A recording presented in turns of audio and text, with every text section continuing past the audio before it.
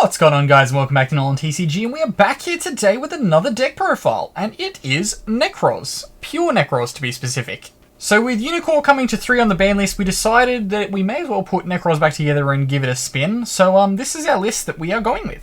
As you can see as well behind it is our Quarantine Cup Champion playmat, which will go to the winner of our Quarantine Cup, which will begin on the channel on Sunday. And as always, before we do get started, please do remember to hit that subscribe button if you are new here, because we are always happy to have new people. But let's get on into the profile. So this is a pure version of Nekroz, so if you do want to see like the Deskbot combo version, that is likely going to be going up on Cowboy for Game. Andrew's going to be taking you through that one. He is much better playing with Nekroz than I am. So this is just a pure build, whereas he's going to be playing that like heavy combo build. But starting us off for our list, we are playing 3 copies of Unicorn now that it is off the ban list. This card is very, very good for floodgating out a lot of stuff.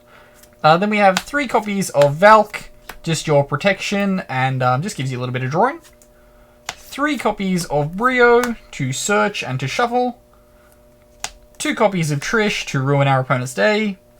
2 copies of Clausulus. A, it's a search. B, you can use it as a little bit of negation as we drop a card onto the floor. And the final ritual, which is the Incantation Chalice Slime.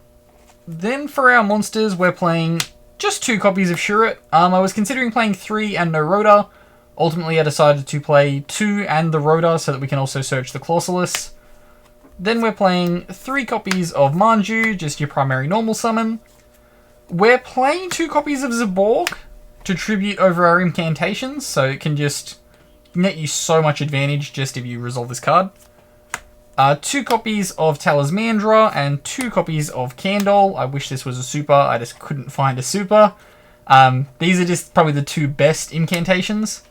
We're playing 2 Pencil Plume. I did consider making it 1 Pencil Plume, 1 of the book, just because each one of them really involves the grave, so they're not the best ones to be summoning at the start of the game, but ultimately I went with 2 of these just because it's kind of the one resource you need to keep getting back.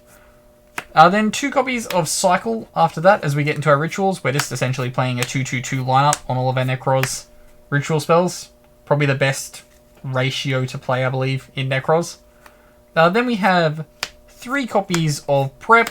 Again, I wish these were all the same rarity. I hate the gold rares, but I just couldn't find my super preps. Card's just great, gets you more advantage. We are playing 3 copies of Extrav in this build as well, just because Extra Deck's not super necessary. I kind of felt this would conflict with the Zaborg, but given that we're playing a lot of cards that can be shuffled back after resolving your Zaborg, the Extrav's still live afterwards. And then we're playing 1 copy of Rhoda. And next off we have our Extra Deck, and starting us off, because we're playing the Zaborg build, we're definitely playing 3 copies of Herald of the Arclight. Probably just the best card to send.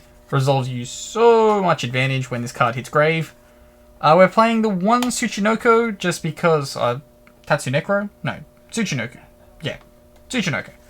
We're playing just 1 of this, just in case you brick and have to summon your Clausulus. 1 Brio for the Brio. 1 Omega, because it can recur itself back. 1 Crystron Phoenix and 1 Trish just for our level 9 plays. 1 Quasar and 1 Blazer, just because at 12s we can resolve a lot when we send a 12. We just kind of want to have 2 in the deck so that we don't hit them off the Extrav. 3 copies of Inst for breaking the board when we use the Zaborg. 1 Toad because it can recur itself.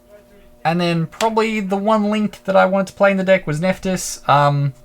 Just playing Nephthys because it's great with rituals. And that will wrap us up here on the profile for this one. So as I did say earlier, jump down in the description down below. I'll leave a link to Andrew's video over on Cowboy for Game. He is a much better player of Nekroz than me, so do head over there and check that out. Remember to check out the Quarantine Cup on Sunday. We're going to be doing full commentary on that the whole way through top 8. You'll see a rotating guest of people on with me.